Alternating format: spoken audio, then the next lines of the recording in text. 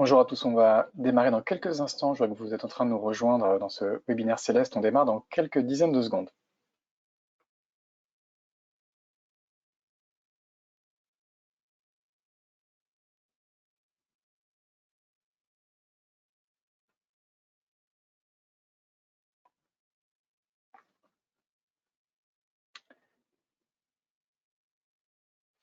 Bonjour à toutes et à tous. Vous êtes déjà quelques dizaines à nous avoir rejoints ce matin pour ce webinaire Céleste sur le thème fibre sécurisée. Quelle différence pour votre entreprise? Si de plus en plus d'entreprises ont désormais accès à la fibre optique, peu d'entre elles disposent d'une fibre professionnelle, alliant sécurité, disponibilité et garantie de temps de rétablissement. En quoi la fibre optique est-elle plus sécurisée qu'une liaison cuivre? Cette liaison peut-elle être dédoublée pour réduire encore le risque de panne? Pourquoi opter pour des équipements réseau open source? Pourquoi choisir une solution UTM? En quoi la fibre est-elle indissociable d'un plan de continuité ou de reprise d'activité? Et surtout, pourquoi choisir un opérateur dédié aux entreprises comme Céleste? Autant de questions que nous allons aborder ce matin au cours de ce webinaire, auxquelles vont répondre les experts de Céleste, mais auxquels vous pourrez également contribuer au travers de vos questions après nos échanges. Et donc j'ai le plaisir ce matin d'accueillir à ce webinaire deux experts du sujet, deux experts qui sont démasqués, on le rappelle parce on est à distance. Bonjour Arnaud, bonjour Christophe, tout va bien? Démasqués, Bonjour vous êtes où Jérôme. exactement? Bonjour, bonjour. Alors moi je suis dans mon Bah, moi, bureau isolé. et moi, je me Tous les deux, trouve sur le siège de Céleste, dans une salle de réunion. également donc démasqué, mais vous avez évidemment pris toutes les précautions sanitaires nécessaires pour cela.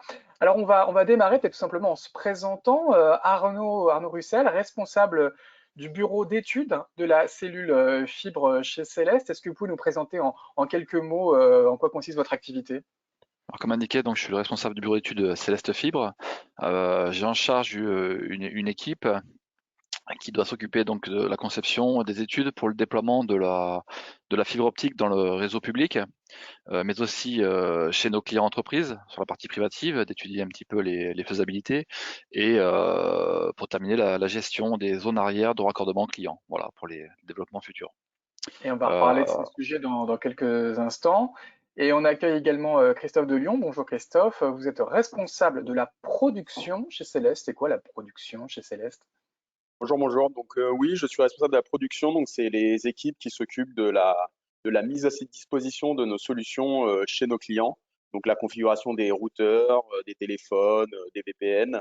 Et je gère aussi les équipes support qui sont là pour maintenir en condition opérationnelle toutes ces solutions et les faire évoluer au quotidien. Très bien. Alors merci pour ces premiers éléments de présentation. On va aborder une première question qui me semble importante. C'est la fibre en tant que telle, la fibre en tant que technologie. Une technologie évidemment de rupture par rapport au cuivre qui constituait les anciennes technologies télécom et qui est une technologie intrinsèquement plus sécurisée, Arnaud, hein. Oui, tout à fait. Donc les avantages de la fibre sont nombreux.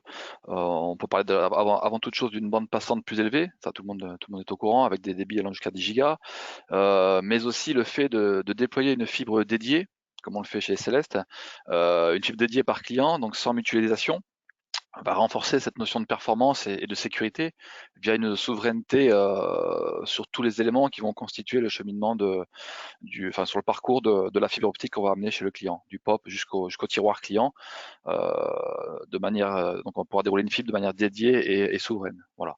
Donc ça va renforcer la sécurité. Alors, on reparlera du déploiement dans un instant, mais la fibre optique en tant que telle, c'est par exemple une technologie qui est moins sensible aux perturbations électromagnétiques, hein. Alors complètement. Donc dans les différents avantages, on peut noter la sensibilité à l'environnement, la fiabilité. La fibre optique va offrir une transmission de données extrêmement fiable. Elle est complètement insensible à de nombreux facteurs environnementaux qui pourraient affecter le câble cuivre, ce qui n'est pas le cas avec la fibre. Effectivement, la fibre est en verre, donc c'est un isolant, donc de sorte qu'aucun courant électrique ne va pouvoir la traverser. Elle sera également insensible aux interférences électromagnétiques et aux interférences de type radiofréquence, type EMI, RFI. Voilà. La diaphonie, les problèmes d'impédance qu'on pourrait retrouver sur le cuivre n'ont pas lieu sur la fibre également. Donc on peut vraiment dire qu'on a une plus grande fidélité, une plus grande qualité qu'avec un câble cuivre. J'ai par Ça, exemple ça intéresse quel type de client, ces propriétés propres à la alors fibre voilà, optique? tous déjà, il n'y a pas de distinguo, mais particulièrement par exemple des industriels qui vont avoir des milieux avec des grosses machines qui consomment énormément d'énergie et qui travaillent dans des milieux, on va dire, contraints ou sensibles, les militaires aussi, ou des gens qui ont des problèmes de sécurisation et des milieux, des environnements, on va dire, dits compliqués, seront intéressés par toutes ces qualités intrinsèques à la fibre. Alors, on rappelle que Céleste hein, a une certification UGAP et vous travaillez d'ailleurs beaucoup avec des clients publics. Donc, eux, typiquement, toute cette dimension sécuritaire et de faible exposition aux ondes électromagnétiques, ça va les intéresser en premier lieu, hein. Complètement. Christophe, un mot complémentaire également sur les qualités intrinsèques à la fibre optique que n'avait pas peut-être le cuivre. D'un point de vue pratique, c'est vrai qu'il y avait à l'époque, et fait encore toujours, beaucoup de vols de cuivre. Il est certain que la fibre est moins sujette à ce type de désagréments. Euh, et sinon, en effet, les capacités de la fibre permettent de tirer des tronçons beaucoup plus longs. Du coup, ça limite les SPOF. Et on a aussi beaucoup de clients publics, justement, Les SPOF, ça veut dire quoi, SPOF? il y a moins de points de coupure potentiels en fait. On peut tirer un câble physique sur des beaucoup plus longues distances en fait, et tout en ayant une bonne capacité de réponse. Et de plus, on a beaucoup de clients publics justement qui ne veulent pas que les liens passent par des équipements actifs opérateurs. Donc la fibre permet de tirer des interconnexions directes entre un site A et un site B sans que ça passe par le réseau opérateur en fait. D'accord, c'est par exemple des réseaux qui sont parfois mutualisés, il y a des équipements supplémentaires qui créent une vulnérabilité supplémentaire, du coup, c'est ça? C'est pas forcément en termes de vulnérabilité, c'est vraiment en termes de sécurisation de l'information. Les clients parfois se sentent rassurés qu'il y ait juste un fil entre deux sites et qu'il n'y ait pas de tiers dans la transmission en fait. De plus, la fibre offre des grosses capacités de débit. C'est sécurisant pour le client parce que ça permet éventuellement d'upgrader son lien en toute transparence sans générer de coupure. Alors, plusieurs opérateurs, évidemment, déploient aujourd'hui de la fibre optique et notamment de la fibre optique entreprise hein, avec ces liaisons dédiées. Néanmoins, Céleste démarque dans cette étape du déploiement, hein, qui est une étape évidemment critique, en ayant internalisé son bureau d'études. Arnaud, est-ce que vous pouvez nous réexpliquer la valeur ajoutée d'avoir son propre bureau d'études en interne chez l'opérateur? Alors, effectivement, donc les avantages d'avoir fait le choix d'un BE intégré chez Céleste Fibre, j'en vois 3 avantages. Donc, la maîtrise des connaissances techniques, réglementaires et normatives, donc des maîtrises en interne et au plus juste et ça nous permet de suivre les évolutions de réglementation ou autres très rapidement. Le deuxième point, c'est la réactivité, rapidité, la flexibilité, c'est ce qui permet d'apporter des réponses à nos clients dans des délais très courts, à la différence de BE, enfin BE, donc c'est le nom commun des bureaux d'études, de BE externalisés qui vont nécessiter des allers-retours et voilà. Donc réactivité, rapidité. Et le troisième point qui n'est pas des moindres, c'est que ça va nous permettre d'étudier de manière unique et personnalisée, de faire des analyses personnalisées. Donc voilà, au profit de la sécurité, on pourra traiter au cas par cas des demandes et s'adapter aux contraintes opérationnelles, qui peuvent être des contraintes de type voirie, des boîtiers sensibles, des chambres sécurisées, voire des remontées spécifiques à un client. Donc un client qui va nous dire, ben voilà, moi j'ai ces contraintes-là, est-ce que vous pouvez en tenir compte? Bien évidemment, on va essayer d'en tenir compte et on va proposer des solutions spécifiques au cas par cas. Également, la possibilité de produire des préétudes sur des projets à grande échelle, multi-sites ou encore une fois à la demande d'un client. Voilà, ça permet à notre clientèle, à nos clients de se projeter et, euh, et de prendre les meilleures solutions dans Euh, des délais très brefs. Est-ce qu'on peut donner des exemples concrets d'entreprises qui ont besoin vraiment d'une solution sur mesure en phase avec leurs besoins et notamment sur les questions de sécurité? Des entreprises, par exemple, qui ont déjà un accès ou une solution pour un accès Internet et du service téléphonie, par exemple, qui, voilà, bon, ils ont une adduction, donc un câble qui arrive par l'entrée nord du bâtiment, on va dire, hein, pour l'exemple. Ils peuvent venir nous solliciter, voilà, donc je souhaiterais sécuriser pour créer un double parcours, donc sans SPOF, donc sans point comment dire, de sans contrainte, sans risque. Je veux pas que mes deux câbles passent par le même endroit pour éviter un coup de pelle ou un rat ou un vandalisme. Donc je souhaiterais que ça arrive par l'entrée sud. Ça, typiquement, on va pouvoir le proposer et l'étudier C'est que vous n'hésitez pas, par exemple, à rallonger un parcours pour faire vraiment répondre à une demande sur mesure du client et optimiser la sécurisation. complètement. L'objectif, c'est vraiment la sécurité et s'adapter aux besoins du client et dans un objectif, on va dire, de haute disponibilité, de fidélité et de sécurisation pour le client. Voilà. Et vous disiez, hein, le fait d'avoir le bureau d'études en interne, ça permet de gagner du temps et d'être véritablement proche des besoins du client. Il n'y a pas de Voilà. sous-traitant qui complique un petit peu l'équation, c'est ça? De la maîtrise, de la réactivité avec de la flexibilité et ensuite permettre des analyses personnalisées. Voilà, personnalisées. C'est vraiment les trois grands points qui sont qui, euh, qui justifient d'avoir un BE intégré chez Céleste.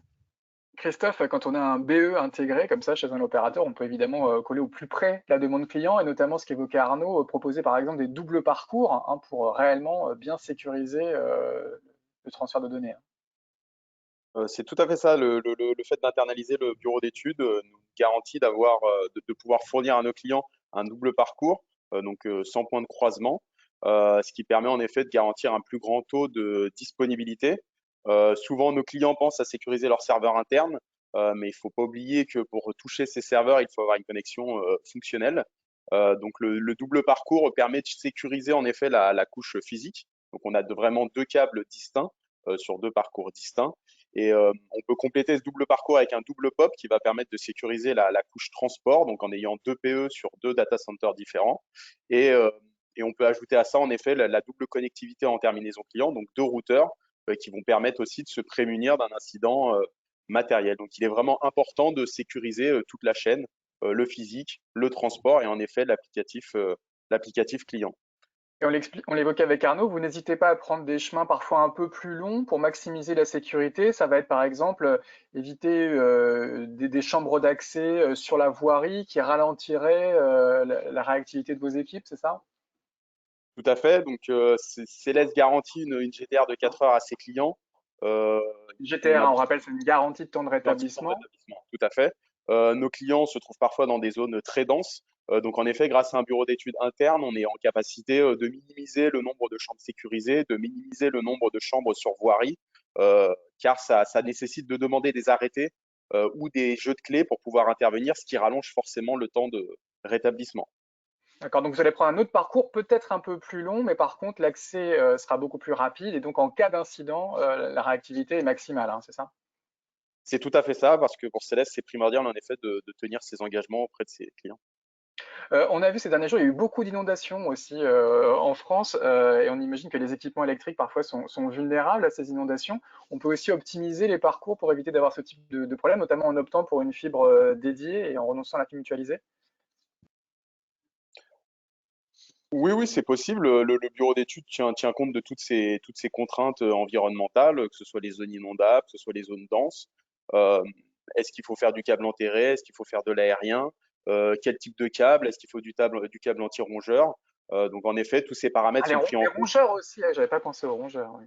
Vous Si, si, pensez à c'est tout. déjà arrivé. On a eu un client une fois qui a eu trois coupures car il avait des rongeurs dans sa salle de baie et il venait ronger le tiroir. Donc ça peut arriver. Donc il faut en effet être sensible à tous ces éléments. Et une nouvelle fois, on peut voir que ça va de l'extérieur jusque chez le client. Donc le client aussi doit se prémunir de ces contraintes environnementales. En tout cas, le double parcours est vraiment essentiel. Comme vous l'avez dit, on travaille avec l'UGAP. Donc il y Ouais, a parlons beaucoup des de clients justement. Ouais. de, Qui sont les clients qui sont très sensibles à ces arguments? Nous, on travaille avec l'UGAP, donc c'est beaucoup d'administration, c'est beaucoup de ministères. Il y a des métiers de sécurité civile, on peut facilement imaginer en effet que les pompiers, que la police ne puissent pas se permettre d'avoir la moindre coupure. Donc le double parcours, double POP va leur garantir cette sécurité. Mm. Arnaud, ça peut aussi être des clients qui ont des data centers, par exemple, et qui veulent une disponibilité maximale pour leurs infrastructures. Complètement, oui. On a des clients qui sont dans ce cas-là, donc qui souhaitent avoir des multiples parcours avec des notions de tiers 2, tiers 3, voire tiers 4 sur des data centers, et qui souhaitent une redondance maximale à tous les niveaux, que ce soit les accès physiques, les routeurs et voilà, tous les trois couches, on va dire qu'on a évoqué tout à l'heure, physique, transport et applicative. On verra Très après bien. pour la partie applicative. Et on va en reparler dans un instant. On va faire un micro-échange avec les participants à ce webinaire en vous posant une première question sous forme de sondage. Et on rappelle d'ailleurs que c'est un format un peu interactif. Vous pourrez rebondir à la fin de nos échanges et poser directement vos questions dans la fenêtre, euh, qui s'appelle Questions, je crois. Vous pourrez du coup poser vos questions à l'équipe. Alors, sondage rapide. Est-ce que, selon vous, un opérateur est légitime pour fournir des solutions de sécurité? Réponse oui ou réponse non. On vous laisse quelques dizaines de secondes pour nous répondre. On va voir ce que vous nous dites. Mais c'est vrai que souvent, les questions de sécurité sont, on va dire, revendiquées par des acteurs de l'informatique et notamment du logiciel. Mais on se rend compte en écoutant Arnaud et Christophe que, évidemment, les opérateurs ont un rôle considérable en amont, tout simplement pour sécuriser l'infrastructure physique, les fibres optiques et les chemins, évidemment, pour faire parvenir cette fibre. Alors, on va voir les premiers résultats, peut-être. Je vois des chiffres qui apparaissent dans le chat, mais est-ce qu'on peut faire apparaître la fenêtre de résultats? On me dit, voilà, ouf, bah voilà, il n'y a pas de doute, un opérateur est légitime à 97% selon les gens qui nous écoutent. C'est un bon chiffre, Arnaud et Christophe? Complètement. Ça vous étonne pas? Non, c'est pas étonnant. C'est certain que l'opérateur est totalement légitime pour proposer une sécurisation sur la couche qu'il gère en fait. Donc à partir du moment où l'opérateur gère le transport et la couche physique, c'est normal qu'il propose des solutions pour sécuriser ça. Bah, c'est parfait, les gens qui nous écoutent sont évidemment tous d'accord.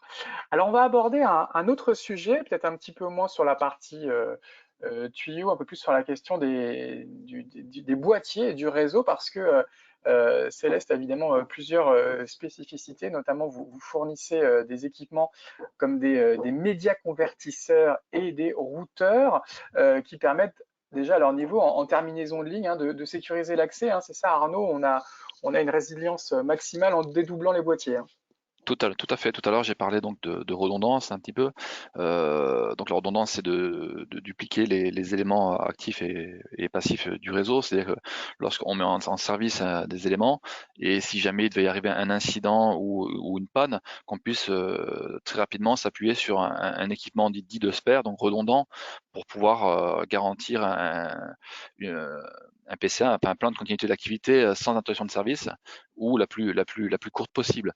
Donc on double effectivement certains éléments du réseau, voire tous, à la demande du client, pour avoir une redondance maximale et une résilience maximale aussi. Voilà. Donc ces deux équipements, c'est un média convertisseur, c'est ça, Voilà. en plus du routeur StarkOS. Exactement, donc on propose à chaque fois sur chaque installation deux médias convertisseurs qui grosso modo servent à éclairer la fibre, à l'allumer. Voilà. Donc on a toujours deux éléments par installation, par fibre, un qui est en activité et un qui est en attente. Et ensuite, à ça vient s'accrocher un routeur qui va, lui, gérer toute la partie réseau. Voilà. D'accord. Alors ce routeur, excusez-moi, il s'appelle StarkOS. Il a une particularité, c'est qu'il a un logiciel open source. Pourquoi avoir fait ce choix? C'est aussi pour donner de la transparence à vos clients sur les logiciels qui sont embarqués dans ce boîtier? Alors, trois aspects liés à l'open source en général, hein, donc une notion de transparence, une notion d'évolutivité et surtout une capacité d'analyse liée à la communauté qui est associée à l'open source. Donc pour nous, le choix de l'open source impliquait un haut niveau de sécurité en toute confiance avec la communauté et avec nos clients. Voilà. Christophe, ouais, le choix de l'open source est un sujet important pour vos clients dans ce boîtier. Oui, comme l'a dit Arnaud, nous travaillons avec beaucoup de clients publics. Donc, c'est vrai que le fait que nous utilisions de l'open source, donc spécifiquement une Debian, euh, Et les puis codes sont distribution Linux, pour ceux qui connaissent tout pas. à fait ça. Du coup, les codes sont publiés. Donc, en effet, nos clients savent ce qui se trouve dans cette boîte, qui est un peu une boîte noire parfois pour eux. Donc, ils ont une vision précise du code qui permet de faire fonctionner le système. Et Puis ça on permet rappelle, d'avoir une c'est totale pas de la transparence. paranoïa. Il y a eu parfois des inquiétudes sur des équipements réseau qui pouvaient transmettre à l'étranger des données. Donc c'est pas une question illégitime, notamment pour des administrations.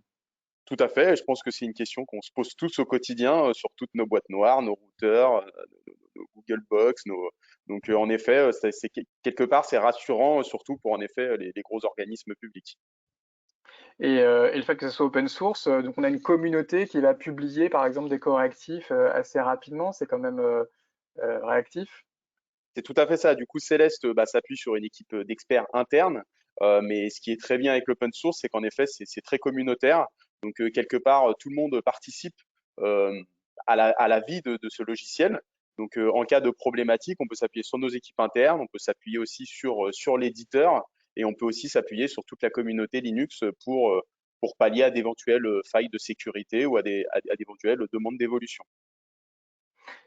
Alors, c'est des équipements qui vont aussi permettre de gérer, donc on le disait, la qualité de la bande passante et de prioriser les flux. En quoi c'est important, Arnaud, de prioriser les flux sur la fibre optique dans une optique un peu de sécurité?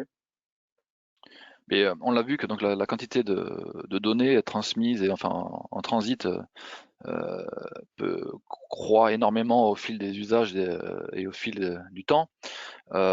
Toujours on a besoin de toujours plus transmettre d'informations et on peut être intéressé d'un point de vue sécuritaire de devoir prioriser certains flux en cas de problématique pour s'assurer d'avoir en fait l'information qui circule et on peut être voilà on peut être amené à devoir prioriser certains flux au détriment d'autres, mais l'intérêt de la QS c'est Bien vraiment ça. sûr.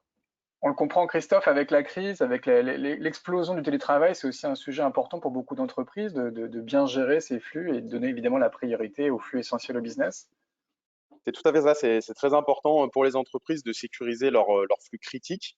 Donc la QS va permettre en effet de marquer les paquets, de garantir de la bande passante, de garantir du temps de réponse. Un client qui hébergera une plateforme de streaming pourra prioriser les flux vidéo. Euh, un client qui aura des outils métiers déportés pourra prioriser le TSE par rapport à l'Internet. La QS est vraiment de plus en plus exploitée et permet en effet, par exemple dans le contexte Covid, de prioriser tous les flux télétravailleurs par rapport aux autres flux. Donc ça a permis en effet d'optimiser le bon fonctionnement des entreprises et c'est très sécurisant pour nos clients. Je rappelle que la fibre, c'est aussi une technologie symétrique, hein, c'est aussi important de savoir que ça marche en download et aussi en upload. On peut aussi gérer la priorité des flux en upload, par exemple pour la visiophonie, hein, c'est ça? C'est tout à fait ça. Céleste garantit à ses clients une QS dans les deux sens. Le marquage et la priorisation se fait côté CPE, au niveau du Star QS qui implémente toutes ces briques, et aussi au niveau de nos PE. Du coup, on est en capacité de garantir une priorisation de bout en bout et dans les deux sens, donc en download comme en upload. Alors, on le voit, hein, un boîtier StarQS qui est très important, évidemment, pour vos clients et dans la promesse hein, de sécurisation de la fibre. Il y a un second boîtier également qui est commercialisé par Céleste, c'est le boîtier UTM de Fortinet. Christophe, peut-être on peut expliquer ce que c'est que cette approche UTM. C'est une approche unifiée, hein, c'est ça, pour gérer l'ensemble des menaces informatiques supplémentaires qui peuvent gérer le système informatique? C'est tout à fait ça. Le StarQS reste un routeur basique qui a beaucoup d'outils, mais qui gère du routage, du filtrage. L'UTM va permettre d'apporter plus d'intelligence et de gérer la couche applicative. Donc, on en revient à ce qu'on disait au début. On est en capacité de sécuriser le support physique, de sécuriser le transport.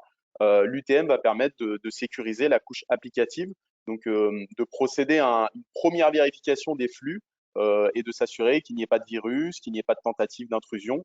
L'UTM intègre différentes briques, le filtrage web, l'antivirus, l'IPS, et il va scanner tout le trafic qui passe avant de provisionner au client en fait. Donc Et vous ne vous limitez pas à la revente de ce boîtier, hein. Il y a une partie également service qui est gérée par les experts de Céleste, hein. c'est tout à fait ça. Céleste déjà conseille ses clients pour mettre en place une matrice de flux. Cette matrice de flux va être ensuite intégrée par nos équipes dans l'UTM, ce qui va permettre de réduire au maximum la surface d'attaque vers nos clients. Et ensuite, au quotidien, nos équipes administrent l'UTM. Donc, un client peut avoir des usages qui évoluent. Ça va nécessiter des nouvelles ouvertures de flux, des nouvelles mises en place de filtrage. Céleste propose toute cette partie conseil et toute cette partie administration. Et du coup, en effet, vu que ces UTM intègrent beaucoup de services, il leur faut une connectivité permanente et rapide. Et là, Car ça tombe bien d'avoir de la fibre, du coup. c'est tout à fait ça. Là, du coup, la fibre joue un rôle essentiel car elle permet à l'UTM de se synchroniser en temps réel avec les différentes bases de données. Donc, un antivirus, c'est ni plus ni moins qu'une base virale qui détecte des signatures. C'est pareil pour un IPS. Donc, l'UTM va pouvoir se synchroniser de manière instantanée avec les différentes bases de données grâce à la fibre. Arnaud, du coup, ça complète bien à la fois la sécurisation des accès, la sécurisation des boîtiers. On a une approche, du coup, un peu plus globale en matière de sécurité avec ce boîtier complémentaire. Exactement, comme l'a sous-entendu Christophe, on s'appuie vraiment sur trois grandes strates, trois grandes couches. Donc, comme on l'a vu précédemment, donc la couche physique avec la fibre qui sert effectivement, enfin, on va pas le redémontrer, à la sécurité. La couche, on va dire transport avec les équipements, et la couche, on va dire, dit service applicatif avec toutes les notions firewall. Voilà. Donc, on a ces trois grandes strates qui sont traitées et qui permettent d'optimiser vraiment les communications en toute sécurité. Voilà. Ouais. Et puis avec évidemment l'accompagnement Céleste qui fait toute la différence. On n'est pas laissé seul avec son boîtier. On a des gens qui sont en mesure de l'administrer et d'accompagner les clients. Alors, on va aborder une autre question, la question 5, qui est aussi qu'on a déjà évoquée rapidement avec Arnaud, qui est la problématique de la continuité d'activité et également de la vitesse de rétablissement. On le rappelle, hein, Arnaud, chez Céleste, hein, vous avez donc une garantie, je crois, de temps de rétablissement de 4 heures. Hein, vous vous engagez là-dessus auprès de vos clients. Mais avant de parler de rétablissement, déjà, il y a tout un sujet autour de la sauvegarde. C'est important, évidemment, d'avoir de la fibre aussi pour s'engager dans une démarche globale de sécurité. Oui, complètement. Enfin, comme j'ai évoqué au tout début, comment dire, les, euh, les usages augmentent, les volumes de données transmises augmentent. Donc, dans le cas d'un PCA, d'un plan de continuité d'activité, ou même, voire pire, d'un PRA, d'un plan de reprise d'activité, s'il y a eu un impact, pour rétablir un système, un service, reconstruire, j'imagine, un serveur, ça va nécessiter beaucoup de transmission de données, des délais. Je vois pas comment on peut envisager d'avoir un PRA solide, voire un PCA qui tient la route si on s'appuie pas sur une technologie fibre qui va permettre justement, avec tous les avantages qu'on a évoqués, la bande passante Alors, suffisante les, et nécessaire pour ça. c'est ça. Les débits de la fibre, ils vont être utilisés en amont pour faire des backups réguliers, par exemple toutes les nuits du système d'information de l'entreprise, mais surtout, si la question se pose, en aval pour recréer très rapidement son SI. Et sans fibre, ça peut prendre des heures, des jours, peut-être même plus, puisque les débits ont explosé ces dernières années. Hein. Exactement. Alors c'est plus les usages et les bandes passantes, enfin, et la bande passante consommée qui a explosé du fait on le sait, hein, on va dire le big data. Hein, il y a de plus en plus d'informations qui sont transmises et lorsqu'on veut reconstruire un système, eh bien, il faut reprendre toutes les sauvegardes, donc il y a énormément de données qui sont transmises et voilà, il faut un média, un support, on va dire, euh, qui soit adapté à ces usages et c'est la fibre optique. Christophe, j'imagine que vous êtes d'accord et vos clients, ils ont conscience aussi qu'aujourd'hui, on peut pas s'engager sérieusement dans un PCA ou un PRA sans ce type de technologie. Oui, nos clients en ont de plus en plus conscience. Il y a que la fibre qui permette en effet de transmettre de l'information aussi rapidement. De plus, on en revient aussi à la flexibilité de la fibre, contrairement au cuivre, sur un besoin ponctuel. Si un client a un incident, on va pouvoir passer le débit de 100 mégas à 1 giga en quelques secondes, ce qui prendrait beaucoup plus de temps sur du cuivre. La fibre va permettre en effet d'interconnecter des sites distants, donc de respecter les distances d'usage pour la mise en place d'un PCA. Donc, on va pouvoir avoir un site je sais pas, à l'ouest de Paris, un site à l'est de Paris et les interconnecter grâce à la fibre, ce qui donne une très grande connectivité. Les temps de réponse sont plus élevés, donc ça va permettre d'éclater des clusters de routeurs. Donc on va pouvoir avoir un routeur à l'ouest, un routeur à l'est et assurer une convergence très rapide. Donc tout ça sans la fibre n'est simplement techniquement pas possible. D'accord, donc c'est véritablement une technologie à intégrer dans une stratégie vraiment de continuité d'activité. Et on rappelle, le client du coup est un peu souverain hein, sur son infrastructure. Il peut faire un petit peu comme il veut et optimiser les choix de réseau, Arnaud, hein. C'est un mot que vous employez Exactement. constamment. Avec le bureau d'études, ce qu'on expliquait au début, on va pouvoir construire quasiment pas du à la carte, mais presque. Et on est complètement souverain des câbles qu'on va dérouler sur le domaine public. On s'appuie pas sur des câbles d'opérateurs tiers ou de DSP, on déroule des câbles célestes pour nos clients, voilà, sur la totalité du parcours. Et donc on est complètement souverain avec ce qui va nous permettre de pouvoir agir en maintenance curative, préventive, de manière beaucoup plus réactive et dans des délais très courts, ce qui va nous permettre de pouvoir apporter des délais de réponse très courts et réduire le cas échéant s'il y a eu interruption de service parce que le client n'aurait pas choisi un double parcours, ce qu'il ne En fera tout pas. cas, ouais, on peut Mais rassurer les gens qui nous écoutent aujourd'hui. Céleste s'engage sur des niveaux de fiabilité de l'ordre de 99,999. Je me souviens plus du nombre de 9 qu'il y avait après la virgule. Et le risque d'incident peut être quasiment minimisé à proche de zéro, hein. il va tendre vers zéro lorsqu'on On cumule un combine petit toutes peu ces on technologies. combine toutes ces notions de sécurité qu'on a pu évoquer jusqu'à maintenant. Oui. Ah, mais on le comprend, évidemment, il faut mieux prévenir que guérir, hein, c'est l'adage populaire, et on voit qu'on a des options, on a des technologies sous réserve, peut-être de faire les investissements financiers. Et on va du coup passer à peut-être une question un peu financière. On va vous poser la question à vous, nos participants. Un petit sondage, comme tout à l'heure. Sondage rapide, quel budget faut-il consacrer pour sécuriser ses accès et sa fibre sécurisée? Alors, trois options. Le moins possible, pour certains d'entre vous qui seraient peut-être très très sensibles à la question financière. Deuxième réponse, un léger surcoût par rapport à un accès basique. Et puis une troisième réponse qui serait peut-être le prix de la tranquillité, le prix de la sérénité. Donc on vous laisse quelques secondes pour nous donner votre avis sur cette question liée à l'investissement dans la sécurité, au-delà de l'investissement dans l'accès. Et on va peut-être commencer à regarder le résultat, voir dans quel état d'esprit sont les gens qui nous écoutent. Alors 6% vont avoir évidemment une priorité sur le prix, 22% sont prêts à un léger surcoût et 72% sont prêts à payer le prix pour être tranquille, pour être serein. Pareil, Christophe et Arnaud, vous pensez quoi de ces réponses? Est-ce que les gens qui nous écoutent ont raison de mettre le prix dans les questions de sécurité? Je pense que tout est une question de calcul, hein.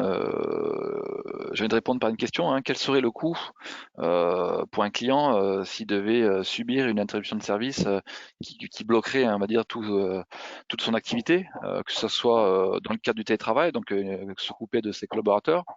Ça peut être aussi se couper donc de ses clients. Et dernier cas, on pourrait envisager une coupure aussi auprès des fournisseurs. Donc une interruption de service pourrait coûter, je pense, hein, beaucoup plus cher que de mettre en œuvre une sécurité adaptée. Voilà. Alors déjà, on peut poser une question un peu naïve. Ça coûte combien la fibre optique sécurisée? Ce sont des investissements bon, à l'échelle d'une entreprise qui sont de quoi? De quelques centaines d'euros par mois?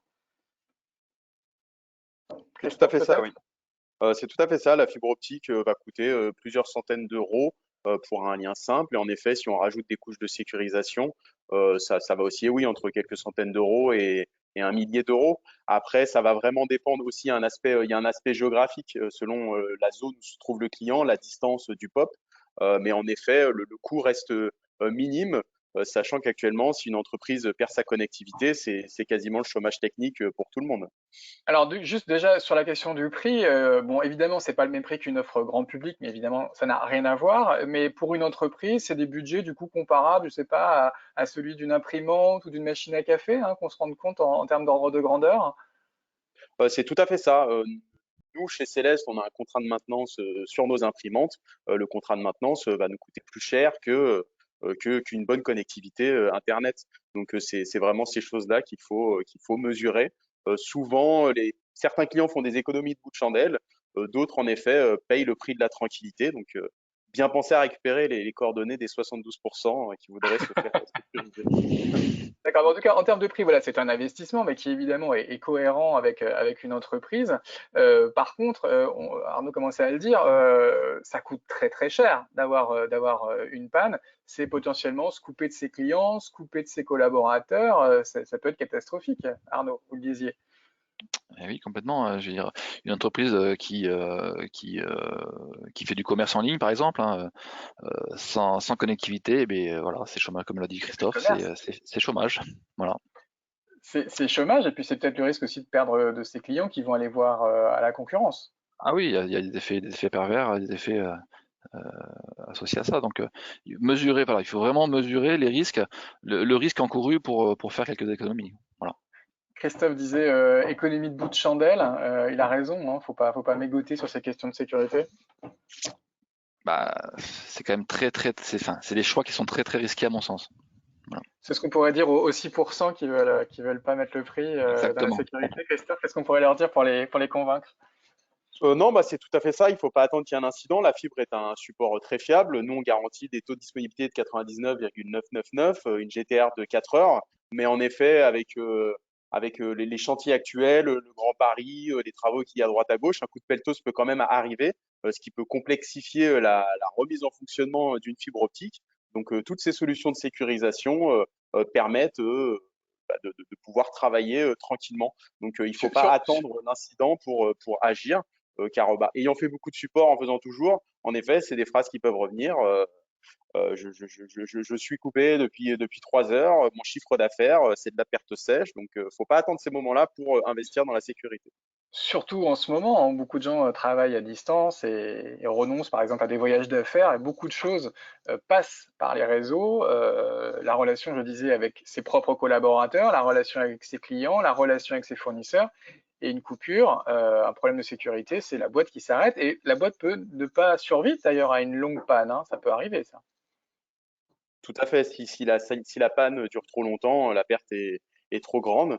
Donc, c'est vrai que le contexte Covid a renforcé tout ça. Nous-mêmes, on l'a senti au quotidien, hein. Beaucoup d'entreprises ont investi dans la sécurisation, dans les solutions de nomadisme, de visio. Ouais, Donc, notamment pour les il y a quand collaborateurs même. Tout extérieurs à à fait. l'entreprise, il y a toujours un risque d'intrusion lorsqu'on connecte des équipements extérieurs. C'est ça. Donc, il y a quand même une réelle prise de conscience grâce au Covid. On s'en serait bien passé quand même, mais ça a fait évoluer les mentalités sur ces notions de sécurité et de connectivité. Très bien, alors on va donner la parole aux participants de ce webinaire hein, qui ont déjà commencé à poser des questions dans leur interface et elles sont retravaillées par nos équipes et donc on va les lire enfin on va les traiter une par une avec une première question de Dominique qui nous demande est-ce qu'il faut une éligibilité pour avoir accès à la fibre sécurisée? Est-ce qu'il Pour faut accéder à... Oui, vas-y, Arnaud. Je vais reformuler la question. Donc, il veut savoir si pour pouvoir accéder à une fibre sécurisée, il a besoin de passer Est-ce par que tout le un. monde peut accéder à la fibre sécurisée aujourd'hui? Bah, alors, nous, on a des systèmes donc d'éligibilité qui nous permettent de répondre très rapidement à ces questions. Chaque demande sera étudiée au cas par cas, mais bien évidemment, quasiment tout le territoire peut être est couvert et peut pouvoir bénéficier de ce genre de technologie, oui. On peut quand même rappeler que contrairement à des opérateurs grand public qui proposent leur fibre, et puis voilà, on peut se raccorder oui ou non, vous avez quand même cette capacité de construction de réseau. Donc, vous pouvez Exact. aller au-devant des demandes et vraiment tirer le fil qu'un opérateur grand public n'aurait jamais pu tirer au cas par cas et sur mesure. Exactement. Le bureau d'études, donc Céleste Fibre, travaille en lien étroit avec les équipes travaux, donc Céleste Fibre toujours, et avec les gestionnaires d'infrastructures génie civil en général. Donc on peut se permettre de déployer du câble pour nos clients. On étudie au cas par cas les faisabilités, et c'est vraiment ça un des intérêts du bureau d'études intégré. Voilà, on ne dit pas oui ou non sur de l'existant, on investit et on envisage toutes les solutions. Et puis on rappelle que vous avez déjà un réseau de plusieurs milliers de kilomètres, hein. Je crois que c'était 6000 kilomètres de mémoire, il a dû déjà grandir depuis que j'avais lu ce chiffre. Et vous avez effectivement cette capacité de connecter quasiment toutes les grosses PME hein, qui sont dans des zones avec une certaine densité. Donc aujourd'hui, la question ne se pose presque plus, hein. Exactement. On essaie d'adresser D'accord. toutes les demandes. Christophe, un complément sur l'éligibilité? Oui, bah, au-delà du support fibre, en effet, dans notre stratégie, quand on s'installe sur une zone, on fait le nécessaire pour déployer forcément deux POP pour pouvoir en effet proposer ces solutions de sécurité à nos clients. Donc c'est important en effet, comme l'a dit Arnaud, de pouvoir déployer notre propre réseau par nos propres moyens et notre service exploitation fait le nécessaire aussi pour avoir systématiquement deux POP dans les zones sur lesquelles on souhaite se poser. D'accord. Alors, on a une autre question de Frédéric. Est-il nécessaire d'avoir une connexion sécurisée lorsque l'on est seulement 4 dans une entreprise? Dit autrement, est-ce que les solutions Céleste adaptées aux entreprises, aux entreprises publiques et aux PME sont également adaptées aux TPE? Alors, j'ai envie de répondre que la sécurité, ça dépend pas du nombre d'employés d'une entreprise, quoi. Une entreprise qui a qu'à 4 ou 200 salariés, l'interruption de service sera la même pour l'une et pour l'autre, quoi. Ça dépend ce qu'on y met derrière. Voilà. Si ces 4 personnes peuvent se passer de connexion pendant X heures, pourquoi pas? Mais j'en suis pas certain. Donc pour moi, il y a pas de relation entre le nombre d'utilisateurs derrière le routeur sur des notions de sécurité et d'interruption de service.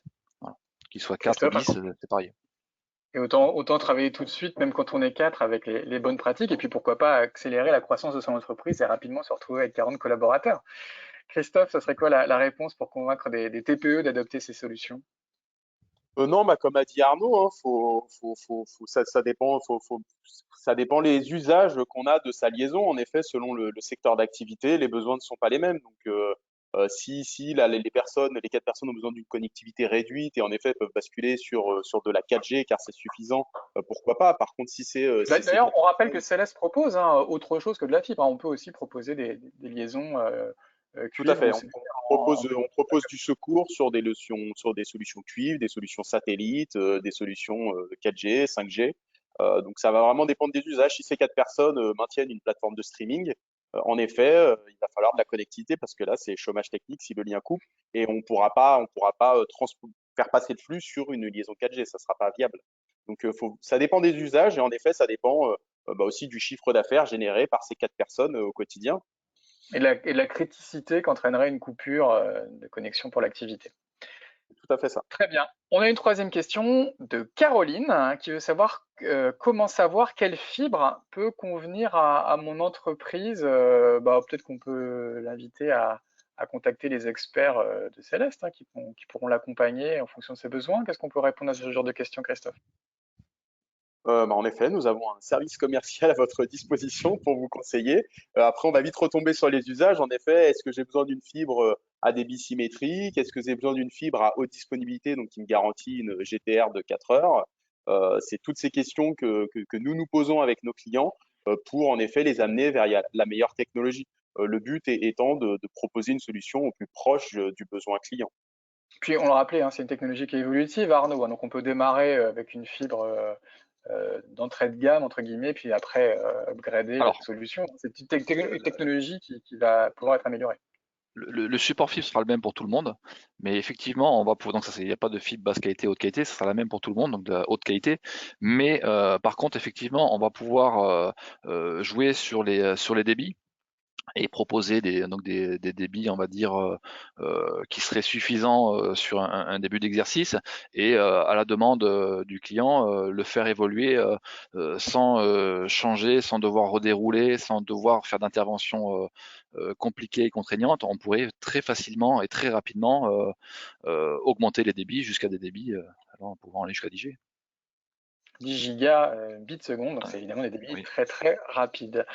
On a une question de Julien qui nous demande pourquoi dit-on que la fibre optique sécurisée permet de booster le chiffre d'affaires d'une entreprise? Est-ce que c'est vrai?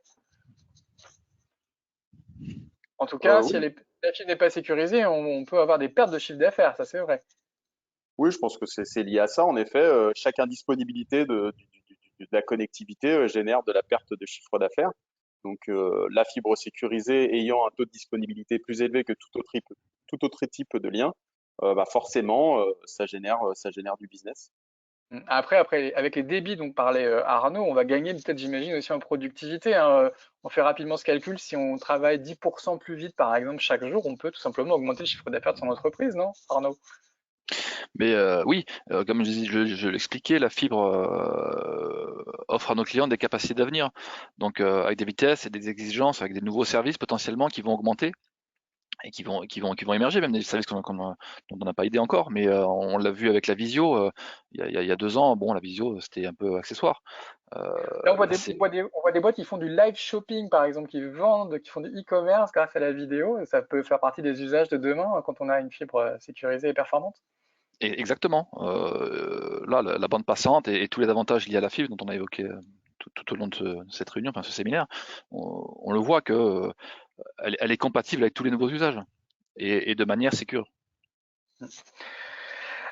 Une autre question d'Arnaud qui veut revenir sur la notion de souveraineté. Vous parlez de votre réseau souverain. Tous les opérateurs ne disposent-ils pas de leur propre réseau? Question d'Arnaud. Est-ce qu'on peut reclarifier un Non, petit peu ce point? il y a des opérateurs, donc alors réseau souverain, oui, et parce que Céleste déploie son propre réseau.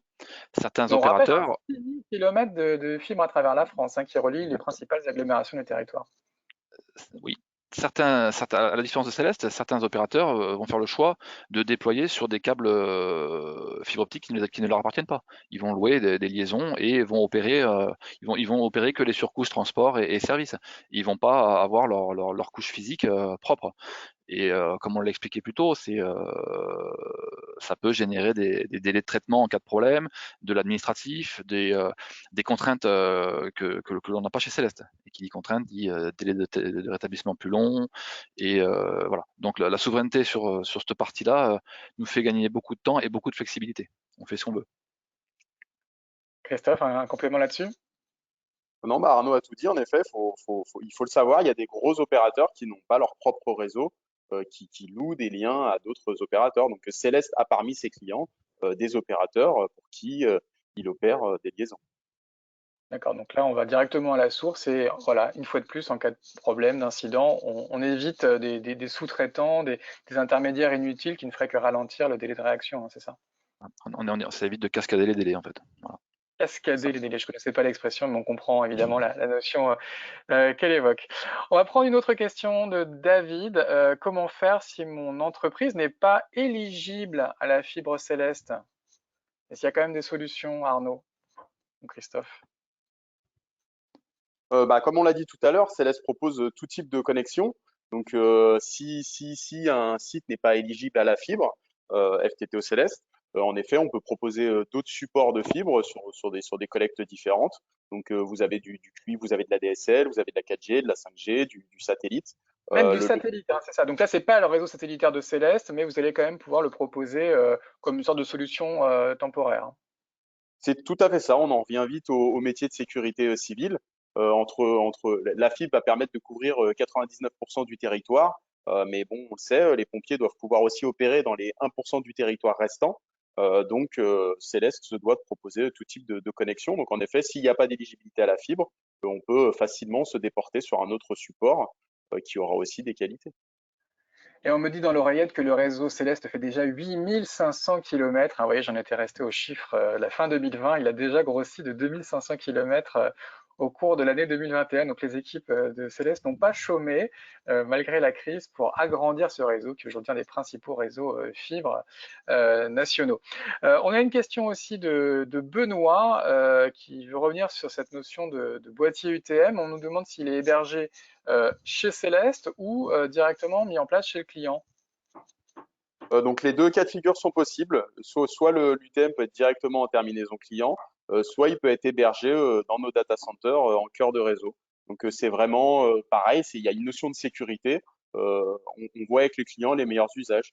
L'avantage de l'héberger sur nos infrastructures, c'est qu'en effet, on est dans des data centers tier 3, tier 4, donc ce qui sécurise l'aspect électrique, ce qui sécurise le site. Si le client a toutes ses capacités, il peut tout à fait héberger l'UTM chez lui. Donc Et c'est si, pareil, une décision à prendre avec lui. et si j'ai bien compris, en cas d'incident dans un boîtier chez le client, on peut éventuellement relayer par un boîtier chez Céleste. C'est tout à fait ça. On peut avoir des boîtiers qui communiquent entre eux en permanence, déportés sur deux sites différents. Donc si l'UTM tombe en panne sur le site client, on peut tout à fait récupérer le trafic sur un autre UTM qui se trouverait sur notre cœur de réseau ou sur un autre site du client. Donc on voit, il y a toujours cette notion de double parcours, double boîtier, double sécurité. C'est vraiment une obsession tout au long dans l'offre Céleste pour garantir un niveau de sécurité maximale aux clients. On a peut-être une des dernières questions de Benoît. Comment se passe la bascule en cas de coupure de la fibre? Est-ce par exemple l'adresse IP publique est différente? Est-ce que le débit est le même sur la liaison de secours? Donc, généralement, quand on propose une offre de sécurisation, les deux liens sont du même débit. Par contre, c'est pas une contrainte technique. On peut très bien avoir un lien nominal à 1 giga et un lien de secours à 100 mégas. Euh, mais les adresses IP publiques, oui, sont conservées. Céleste, pour opérer sa sécurisation, s'appuie sur des protocoles type VRRP, UCARP et BGP.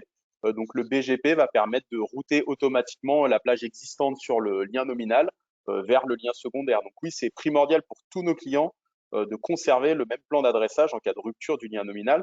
On en revient vite aux entreprises qui vont héberger des services, qui vont héberger des sites web. Ils ne peuvent pas se permettre de changer d'adresse IP en cas de rupture de lien. Donc, Donc tout d'un point de vue client, c'est complètement transparent. transparent, ça se voit pas. C'est tout à fait ça. C'est Merci le formidable. protocole BGP. Formidable. Très bien. Bon, bah, je crois qu'on a répondu à toutes les questions des spectateurs. Je vais vous demander à tous les deux un hashtag de conclusion. Vous savez, le hashtag, c'est ce petit mot qu'on utilise sur Twitter, donc une conclusion relativement courte. Arnaud, ça serait quoi votre hashtag de conclusion? J'ai envie de dire que la sécurité, c'est l'affaire de tous et à tous les niveaux. On l'a vu à toutes les strates. Très bien. Et effectivement, on l'a vu, réseau, équipement matériel, approche logicielle, équipe, la vision évidemment chez CES, une vision globale de la sécurité. Christophe, ça serait quoi votre hashtag de conclusion? Non, bah, j'ai bien aimé le sondage, donc je dirais hashtag la tranquillité n'a pas de prix. La vie est assez complexe en ce moment, donc sécurisons-nous, tout ira pour le mieux. C'est ça, et pas d'économie de bout de chandelle, vous disiez C'est aussi. ça. Très bien, en tout cas, merci à tous les trois, notre Dream Team, notre équipe de France de la fibre optique. Vous le voyez, on était d'ailleurs aux couleurs de l'équipe de France, bleu, blanc, rouge, pour vous accueillir ce matin au webinaire. On vous remercie évidemment d'avoir tous participé à ce webinaire et d'avoir posé vos questions. Si vous voulez en savoir plus, évidemment, vous n'hésitez pas à aller sur le site celeste.fr. Vous recevrez sans doute aussi des emails de la part des équipes Céleste. Donc, posez toutes les questions vous pouvez avoir en tête. Vous le voyez, il y a des équipes très très professionnelles, très très compétentes qui écouteront vos problématiques et qui pourront à peu près répondre à tous les cas de figure. Et moi, je vous remercie pour votre participation. Merci beaucoup à Arnaud, on rappelle, vous êtes en charge du bureau d'études de chez Céleste. Et merci également à Christophe de Lyon, responsable de la production chez Céleste. Voilà, il est temps de nous quitter. On se retrouvera probablement à la rentrée pour un nouveau webinaire Céleste. Merci à toutes et merci à tous de votre attention. Merci Merci à à vous. tous. Au revoir. Au revoir.